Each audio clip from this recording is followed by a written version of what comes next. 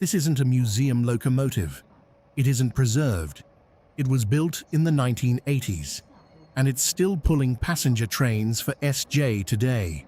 So how has a locomotive built nearly 40 years ago stayed in regular service?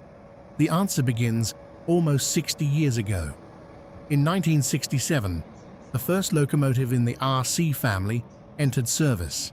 Over the next 2 decades, 366 locomotives were built, making the Rc the largest electric locomotive family ever built for SJ. But the Rc6 came much later. The Rc6 was the final production version of the Rc family.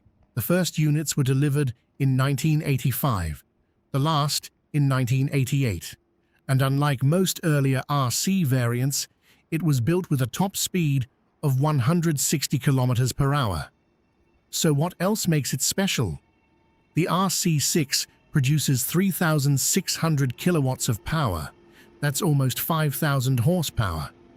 Later, another 60 Rc5 locomotives were rebuilt to the Rc6 standard, bringing the total Rc6 fleet to 100 locomotives.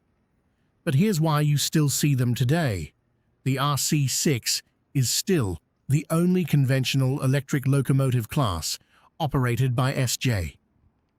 Today, it continues to haul SJ's locomotive-hauled intercity and night trains across Sweden.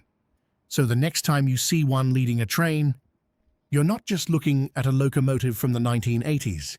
You're looking at the final version of a locomotive family that first entered service in 1967 and is still carrying passengers across Sweden today.